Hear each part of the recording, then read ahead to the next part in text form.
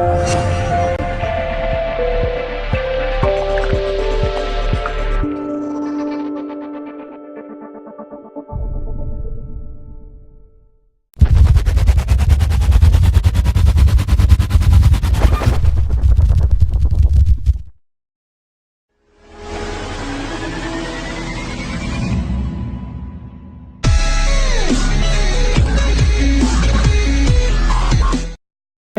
أن أعبر عن شكري وامتناني إلى السيد محمد فؤاد الله يكرمك البشر المدير التنفيذي لمسابقة البرمجيات في الجامعات العربية وكذلك نائب مدير العمليات في الاتحاد الدولي بالمسابقة الذي شرفنا بحضوره وهو سيشرف على هذه المسابقة.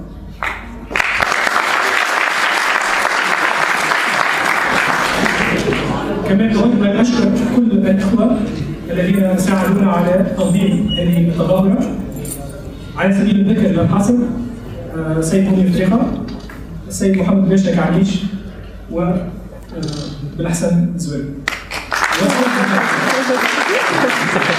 الآن استسمحكم باعتماد اللغة الفرنسية لأعطيكم فكرة موجزة عن البرنامج.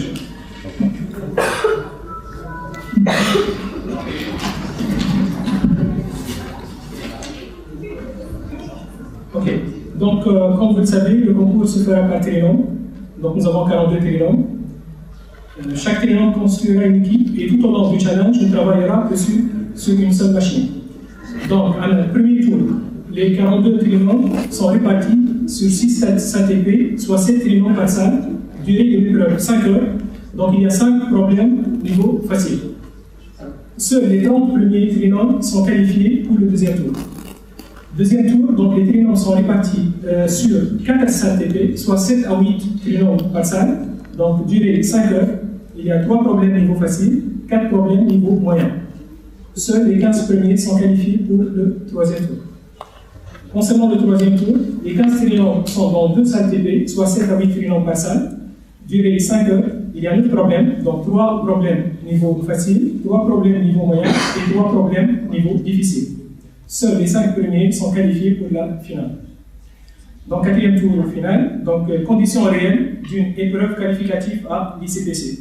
Durée 5 heures.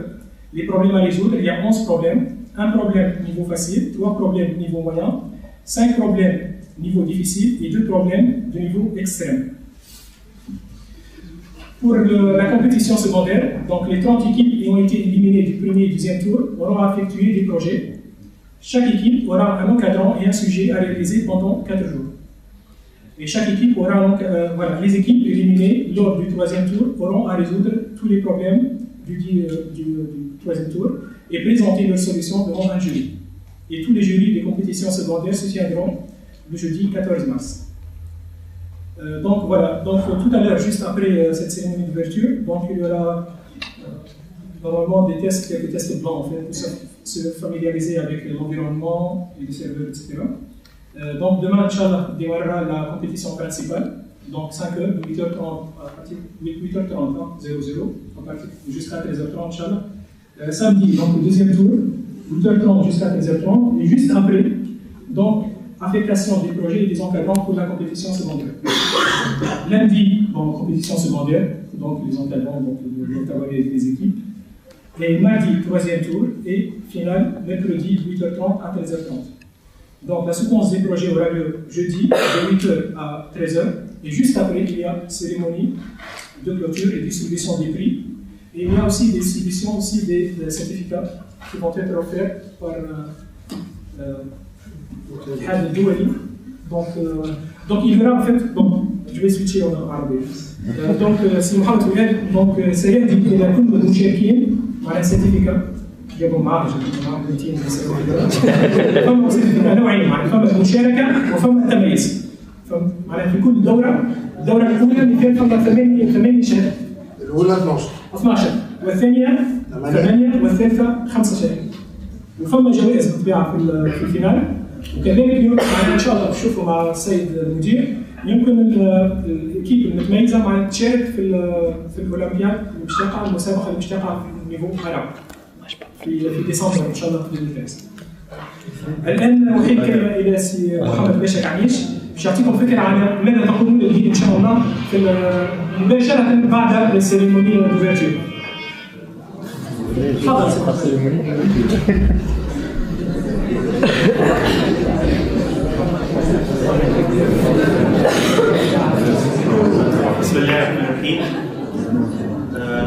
Je vais parler tout de suite en français, donc excusez.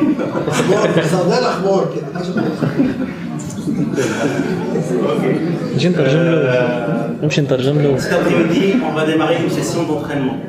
Cette session d'entraînement, ça sera pour préparer le concours officiel qui démarrera demain. D'accord? Donc vous allez vous familiariser avec un environnement de jugement qui va juger vos solutions en C, en programme C. Et cet environnement, il s'appelle PC Squared. PC Squared, c'est l'environnement de contrôle des systèmes de compétition. D'accord? Donc on va vous donner des problèmes de test et vous allez essayer de communiquer avec le serveur de contrôle du jugement de ces solutions. D'accord? On va vous donner un paquet, une enveloppe, chaque équipe aura une enveloppe et elle aura un guide écrit en papier sur ce logiciel PC Squared, comment utiliser ce logiciel, et il aura des problèmes à résoudre et à soumettre les solutions à ces problèmes pendant la session du test. C'est ce que vous ferez le lendemain tout au long des tours de la compétition principale. C'est-à-dire ce que vous ferez aujourd'hui, jeudi, ce sera l'entraînement pour tout ce qui sera de routine pour les autres tours officiels. C'est clair? Ok, je vous remercie. Je passe la parole à Sybille Hassan pour expliquer la compétition secondaire.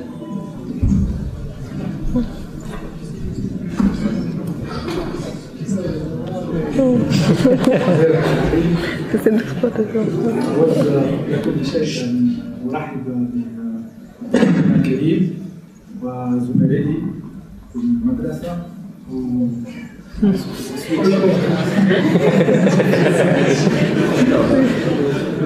مش بنكمل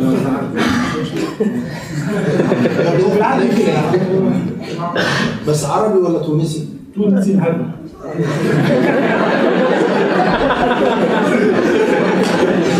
ليش كلام سيد؟ العربي وتعرف القاهرة كي شكون أسسها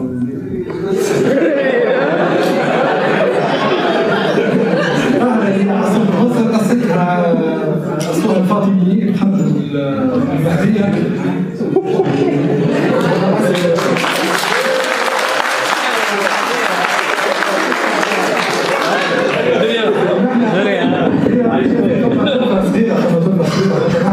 عن لهجة شوية مثلا الثاء يقولوا تين يعني هذول من صعيد ولا من عكس قريب على القاهرة يقولوا نفس الشيء. عارف النراني بعيد. ما نطولش عليكم. pour le deuxième donc la compétition secondaire نحن حابين نعطيو فرصة للناس الكل يعني حتى اللي مش في تعداو الأدوار الأولى الدور الأول الدور الثاني الدور الثالث فما معناها إمكانية باش يشاركوا لآخر التظاهرة.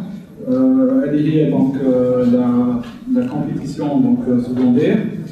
Alors la compétition secondaire qui va se dérouler, donc qui va commencer normalement lundi, hein, vous me corrigez si je me trompe, donc qui commence normalement lundi. Samedi, donc juste samedi après la compétition principale.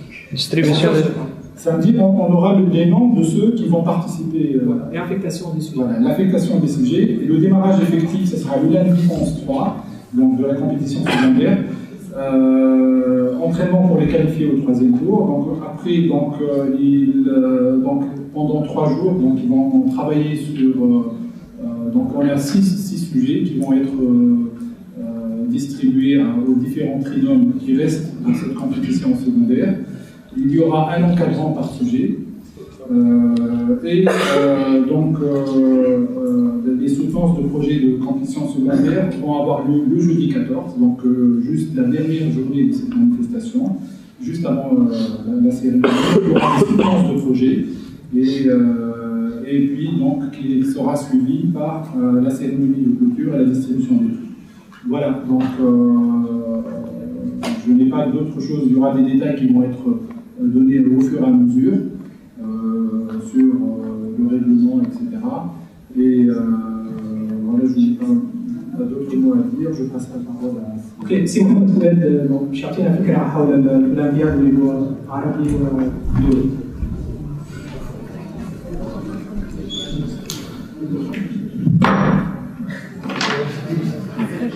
ازيكم يا شباب عاملين ايه؟ سامعوا عربي ولا بنتكلم انجليزي؟ يعني مفيش فرنساوي خالص، اخري جسوي يعني حتى مش عارف جسوي ايه. بتتكلم عربي ولا انجليزي؟ طب انا يعني اتكلم في موضوع تاني خالص عشان انا مش فاهم الفرنساوي اللي اتقال، فبدل ما اقول كلام عكس اللي اتقال تبقى مشكله. هتكلم في موضوع تاني خالص. تحب نتكلم في ايه؟ في الكوره مثلا؟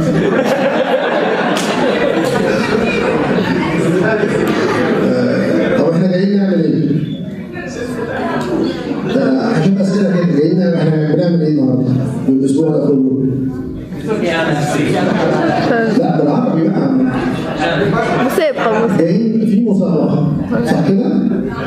المسابقة دي تحت رعاية الACM والICBC والACBC. ايه الحروف الكتير دي؟ حد يعرف ايه الACM؟ أو الICBC أو الACBC؟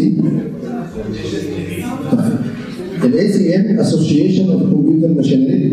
حد يعرف الIEEE؟ طيب الIEEE دي هي المفروض اختصار الكتريكال انجينيرنج. ايه اختصار ايه؟ Institute of Electric and Electronic Engineers. تمام كده. ده كان زمان، دلوقتي بقت كل حاجه يعني، بس ده اصل اختصار الاسم. الACM نفس الكلام بس للكمبيوتر. اي حد ريليتد يعني كمبيوتر انجينير، كمبيوتر ساينس، انستيتيوت كمبيوتر، اي حاجه ليها علاقه بالكمبيوتر في منظمه اسمها الACM. هي الجاد فاذر زي ما بيقولوا بتاعه الكمبيوتر. اي بيبر، اي جورنال، اي حاجه كبيره، اكتر حاجه بتاخد باور لما يتحط لوجو الACM عليها. فدي اسوشيشن قديمه جدا. من ضمن الاكتيفيتيز بتاعت الاسوشيشن دي مسابقه في الكمبيوتر اسمها الICBC International Collegiate Programming Course. International دولي Collegiate Programming Course، مسابقه للجامعات يعني. دي مسابقه عمرها 38 سنه.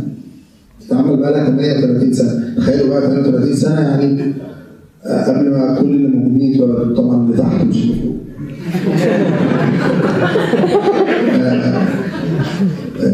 ده عمر المسابقة International Collegiate Programming Course. المسابقة بتتعمل مرة كل سنة في دولة من الدول بتلف العالم. السنة دي هتبقى في شهر 7 في سان بطرسبرغ في روسيا. حد سمع عنها؟ بيتعمل قبليها بطولة عربية تؤهل للبطولة الدولية. بتتعمل كل سنة في دولة برضه. السنة دي هتتعمل في الأردن، كانت قبل كده في لبنان ومصر والكويت والمغرب، يعني بتلف كده الدول العربية. إن شاء الله السنة الجاية دي أو السنة دي شهر 11 هتتعمل في الأردن. اللي بيكسب في المسابقة دي بيتأهل للمسابقة الدولية. عندنا مسابقات في كل الدول، كل دولة بتعمل مسابقة بتاعة الدولة عشان تؤهل ناس يطلعوا المسابقة العربية.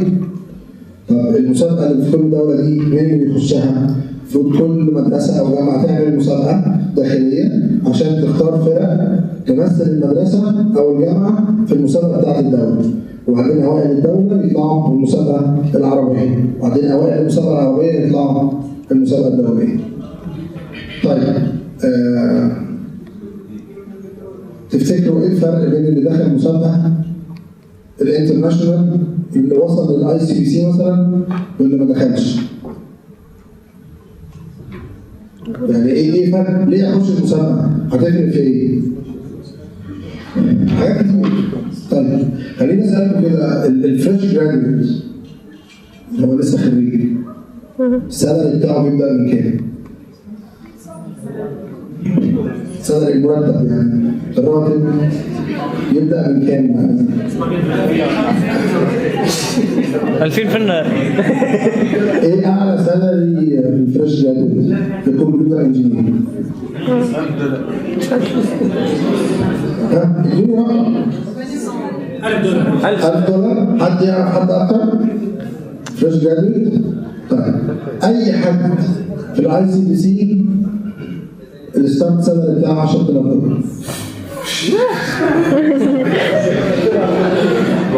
ولو طلب اكتر هياخد. لو طلب اكتر هياخد. انا فاكر في 2011. طب ما تسمعوا مش عايزين 10,000. اسمعوا. انا فاكر في 2011 كان حفله الختام في اورلاندو في امريكا فلوريدا. فكان الاكزيكتيف بتاع اي بي ام تورنتو كان حاضر. فطلع بيقول كلمه على الستيج. هي الاي بي ام اللي هي سبونسر الايفنت. فطلع احنا عندنا اللي بيوصل للفاينل 100 فريق. الفريق مكون من 3 فقعد قدامه 300 طالب. فقال لهم بعد اذنكم انتوا فاكرين هتلاقوا بوث بره. بوث مش عارف يعني ايه. ستاند بره مكتوب عليه اي بي ام. في 300 عقد عمل موقعين فيهم 3 خانات فاضيين. اسمك والسنه اللي هتستلم فيها الشغل لان كلهم طلبه فكل واحد هيتخرج في ميعاد مختلف والسعر اللي انت عايزه وموقعين. تمام؟ فانا على 10 ضرب له مليار في الشهر. مجنونه. يعني انت سايب خدت السالري فاضيه. قال لي انت ما تتخيلش هيكتبوا كام؟ لان هم واقعيين محدش هيقدر يقول له $1,000,000 يعني. كل واحد بيكتب رقم معقول لان ده لو هتكتب $1,000,000 هيبقى العقد لاقي يعني unbelievable يعني. فكله بيكتب رقم عادي. قال لي انا الاي سي ام عندي يساوي 4 ديفلوبر. يساوي 4 ديفلوبر. الوقت لو انا عندي تاسك بدل ما اقسمها على 4 عاديين ديفلوبرز عاديين اديه واحد من الاي سي امرز يخلصوا لي في نفس الوقت. انا الستارت سالري بتاعي $6,000. فالاي سي امر 6 في 4 يعني $24,000. المفروض اديه $24,000. ولو اعطيته $24,000 انا كسبان لان بدل ما اعمل شركه تشيل 4000 موظف هيبقى شركه تشيل 1000 بس. بدل ما اشتري 4000 كمبيوتر هشتري 1000. بدل ما اعمل فاسيلتيز وجيم صحيح نسيت اقول لكم ان اي شركه من الشركات دي طبعا فيها جيم وجاكوزي وساونا وحمام سباحه. ده في ادوار للكلام ده. حد شاف جوجل؟ جوجل عندنا 42 واحد من المسابقه العربيه بيشتغلوا في جوجل. تسمعوا عن فيسبوك؟ طيب المسابقه بتاعتنا تملك 3% من فيسبوك. الطلبه بتاعتنا خريجين وبيشتغلوا في فيسبوك وليهم شير هولدر اسهم 3% من فيسبوك. هو في عندهم زي قانون كده اللي بيشتغل في فيسبوك بياخد نسبه من الاسهم. فاحنا التوتال بتاع الطلبه بتاعتنا حوالي 3%. مايكروسوفت عادي ما تعدش كميه الناس اللي عندنا بيشتغلوا في مايكروسوفت وفي اي بي ام. في الاي بي ام لاب مكتوب عليه اسم المسابقه العربيه من كتر ما كل اللي قاعدين في اللاب بيشتغلوا في اللاب. طبعا اللاب ده لاب ريسيرش بقى يعني في مهندسين كتير جوه. كل اللي جوه من المسابقه ده. اللي انا اقصده بقى ايه الكلام ده؟ ان المسابقه دي بتغير حياتك. يعني بتغير مسار وهي عامله زي الادمان كده. اللي بيخش ما بيطلعش. يعني خدوا بالكم عشان اللي بيخش تعجبه بيمر بكل المراحل. يعني طالب وبعدين انستراكتور بعد ما يخلص وبعدين منظم. ولا يا محمد كان الدكتور محمد كان ابتدى طالب في المسابقه وبعدين كوتش ودلوقتي بينظم جو المسابقه. يعني هي كده اللي بيخش المسابقه بيستمر فيها يعني.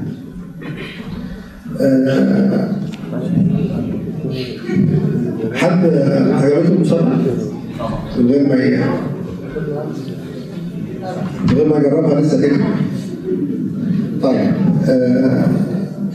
المسابقه مش بتعتمد على لغه. مش مهم طبعا احنا الفيرجن اللي هتران الاسبوع ده فيرجن معدله شويه المسابقه عشان يعني تنفع مع الجو بتاع المسابقه اللي كانت اوريدي مخطط لها. احنا عدلنا شويه في الرولز وهم عدلوا شويه في الرولز لغايه ما وصلنا لصيغه مشتركه. بس اللي منكم هيروح للمسابقه التونسيه في شهر ان شاء الله 10 او لسه هنشوف بقى عشان موضوع الانتخابات ده. اول مسابقه على فكره انا بتكلم في السياسه ما بيهمنيش يعني. اول مسابقه العربيه في شهر 11 هيشوف يعني تعديل شويه في القوانين. المهم ان المسابقه مش بتعتمد على لغه معينه. هو احنا بنستعمل السي وسي بس والجافا، بس هو اهم حاجه ازاي تفكر. يعني ازاي يبقى عندك مشكله وتفكر لها بحل مختلف. تعرفوا باينري ريسيرش؟ باينري ريسيرش تكنيك. باينري ريسيرش بيقول ايه؟ بيقول ان انا عندي مليون مثلا بريد تليفون فيه مليون اسم. تمام؟ مليون اسم ده انا عايز ادور على اسم معين فيه. ففي حل ان انا امسك الاولاني ابص عليه لا مش هو، الثاني لا مش هو، الثالث لا مش هو، لغايه ما اوصل للي انا عايزه. الورست كيس ان انا هلاقيه اخر واحد رقم مليون. لو كل خطوه بتاخد ثانيه يبقى انا خدت كام ثانيه؟ مليون. تمام؟ مليون ثانيه يعني 11 يوم ونص. تمام؟ لو الكمبيوتر بياخد الخطوه دي في ثانيه يبقى هسيب الكمبيوتر شغال 11 يوم ونص عشان يطلع لي سوليوشن. في حين ان انا عندي باينري ريسيرش هقسم الليسته دي نصين واشوف اول، لان هي عندي سورت هقسمها نصين، اخد اول اسم في النص الثاني اقارنه بالاسم اللي انا عايزه. لو الاسم اللي انا عايزه اصغر يبقى اللي انا عايزه في النص الاولاني، لو اكبر يبقى اللي انا عايزه في النص الثاني. انا من النص اللي مش عايزه واخد اللي عايزه اقسمه بالنص. دي ماثيماتيكال حاجه اسمها لوج ان تو بيس 2، لوج مليون تو بيس 2، يعني بنتكلم في 20 خطوه. الماكسيموم 20 خطوه. يبقى انا نزلت من 100 خطوه ل 20 خطوه، من 11 يوم ونص ل 20 ثانيه. ده حل وده حل. ده هيديني اجابه صح وده هيديني اجابه صح. وما بينهما في حلول كتير. المقصود ان انا مش بس عايز احل المساله، انا عايز ادور على اوبتيمال سوليوشن، افضل حل للمساله. لو قلت لك عندك 8 برتقانات، ماشي؟ فاهمين انا بقول ايه؟ لا فاهمين اصلا انا بقول ايه ولا لا؟ الافلام العربي عامله شغل ولا؟ حلو، نشكر السينما المصريه. لو عندك 8 برتقانات كلهم نفس الوزن الا برتقانه واحده خفيفه، وعايز بوزنتين اطلع الخفيفه، اعمل ايه؟ لا اللي عايز يجاوب يرفع ايده، ولو جاوب غلط هياخد ديسكواليفيكيشن من المسابقه وهيسقط في الامتحان ومش هيتخرج، واحتمال نبعته جنوب افريقيا. ها؟ اتفضل. صح. داخل في الميزان هذا وكذا في الميزان هذا ينجم يجيب زوز للفوق ويوزنها طلع. سينو لو كان فما واحدة أقل يثبت بالثلاثة يحط زوز واحدة لنا لو كان بالكثرة هذه في سينو. غلط. غلط عشان ما فهمتش انت قلت ايه؟ زوز وزوز و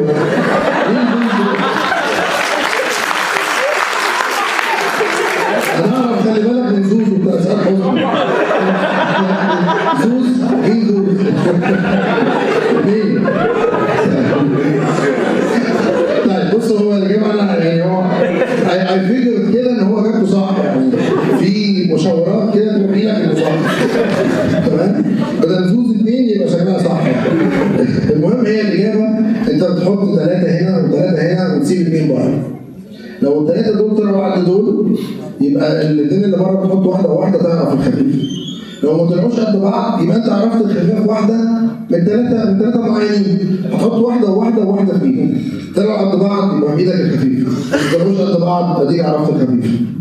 المقصود ايه بقى؟ المساله دي فيها رقمين، فيها 8 وفيها 2. انا قلت 8 برتقانات وقلت وزنتين. على طول المخ البشري بيعمل 8 في 2، 8 زائد 2، 8 ناقص 2، 8 على 2. يلاقي عنده ارقام 16 و4 و6 وايه تاني؟ و10. ويحاول يشوف من مين الارقام دي ينفع في المساله. هيلاقي رقم 4 رقم مقبول هيقول لك طب نقسمهم 4 و4. مين فكر في اللي قاعدين 4 و4؟ كلكم كذابين، شغلات تفكر 4 في 4. لا احنا من الاول كده ما مين فكر 4 في 4؟ ده مصلحتكم صدقوني.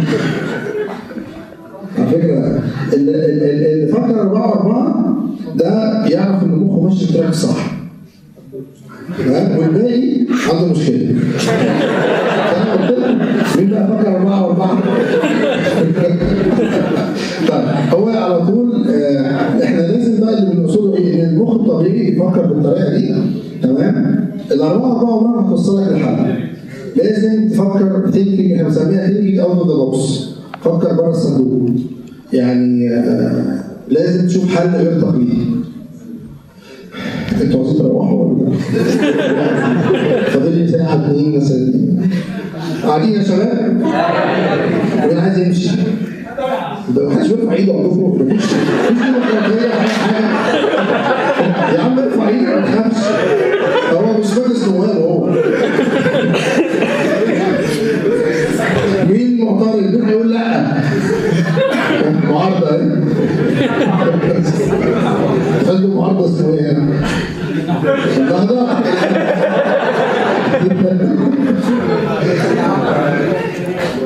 طيب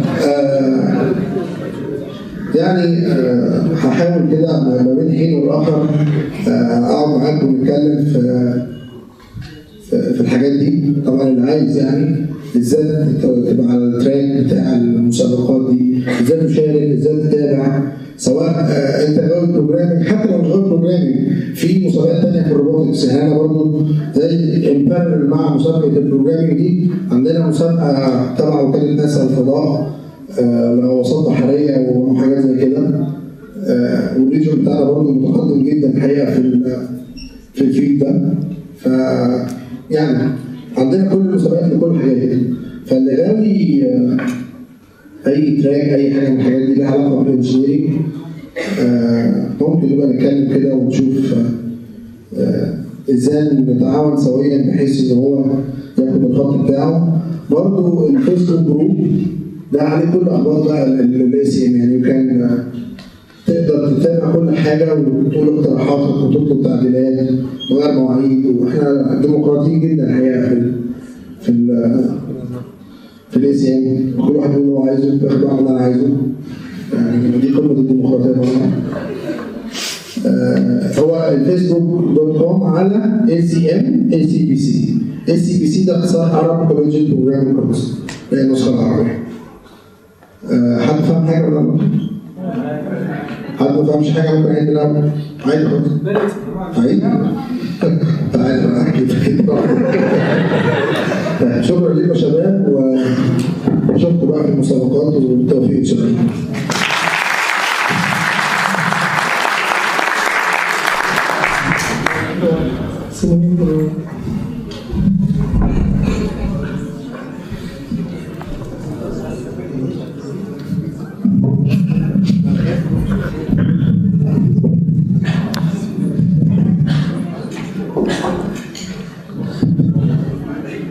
ضيفنا الكريم، زملائي طلبتنا الاعزاء، شرفوني ان افتتح هذه التظاهره التي هي عباره عن مسابقه في البرمجيات لتنميه الكفاءات والقدرات لاعداد البرمجيات اليوميه.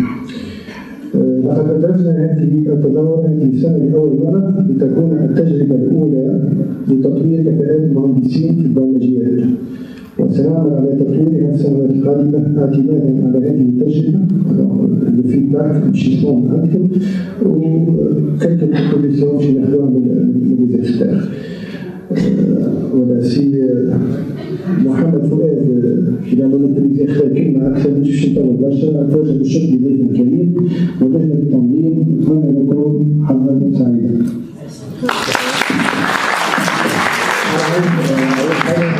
الحقيقه انا عايزكم تفخروا في ان انتوا عارفين عايز تفخروا الاول ولا؟ تفخروا يعني ان انتوا في المدرسه هنا. الحقيقه المدرسه تفاعلت جدا مع المسابقه، وكان اسرع حاجه في حياتي شفتها بصراحه. يلا بينا نعمل مسابقه، يلا بينا، وبالكميه دي والكفاءه دي والتنظيم ده. الحقيقه هنيئا لكم مدرستكم. ونتقدم ان شاء الله. شكرا. قبل ان نختم معنا نعطيكم مبادره تعديل 5 دقائق تعطيكم فكره عن الكومبيتيسيون وقعت المبادره تعطيكم فكره عن الامبيونس.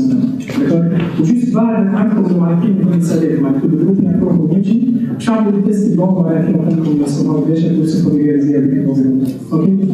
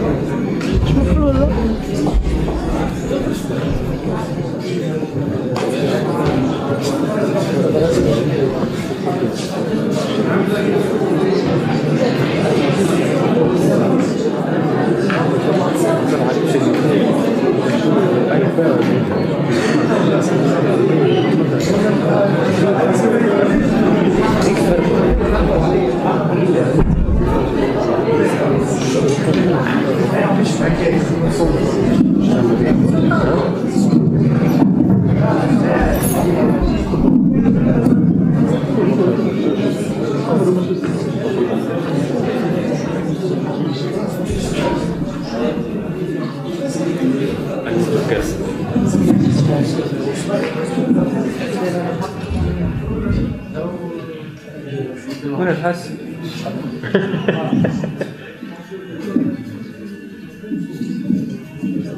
انت مش بفويتر؟ البروجرامر بعد ما اشتغل.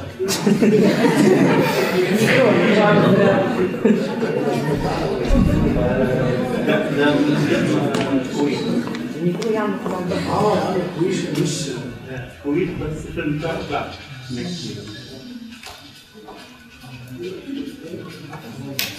لا. جميع الأميرة نواب تقل ضعفنا كيما مدرسة اسمها مدرسة اسمها عبد قرية فتح في المنظر يا ملكة هذيك تلقاها في الريف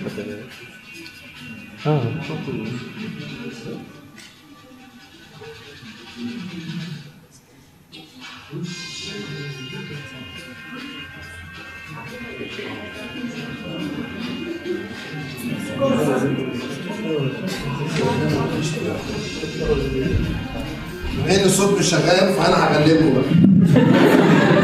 برضه انا اسمي محمد فؤاد يعني ممكن حد بيسمع محمد فؤاد؟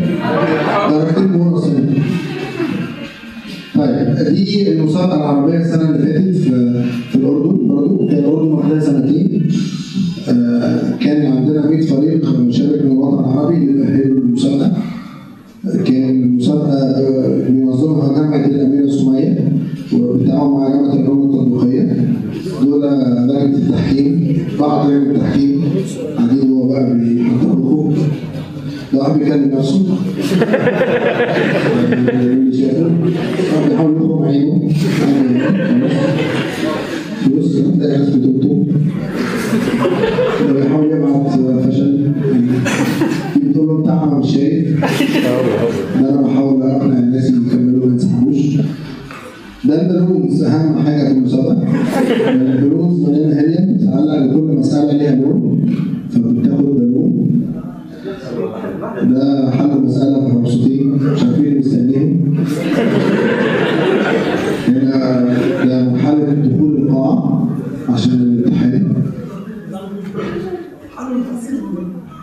بس عشان النشاط وهم داخلين اتفرج عليهم وهم خارجين بقى بيسحبوا اصلا.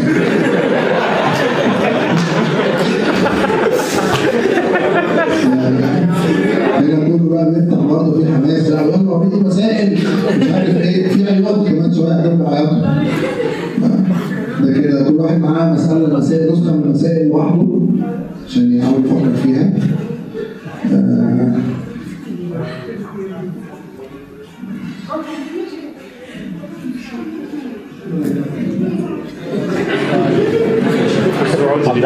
محاولات الحل المستمرة. ده مستر هارون الرشيد اللي كان معاه البالونز معاه 12 بنت اللي بيوزعوا بالونز وهو الولد الوحيد فمسمينه هارون الرشيد. فانوس. 7 ثواني على انتهاء المسابقة. بس انتهت.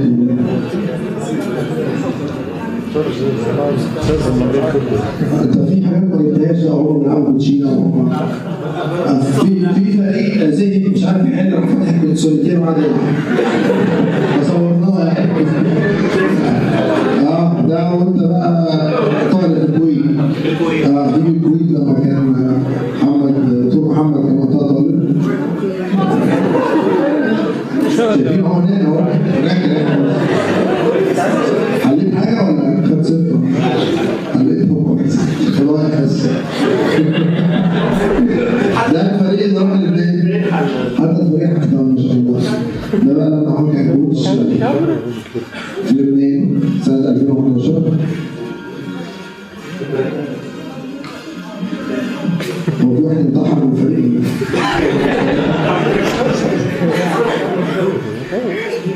ده مخرج ولا دكتور؟ كل دول؟ لا لازم نساعد بالفيديو يا جماعه.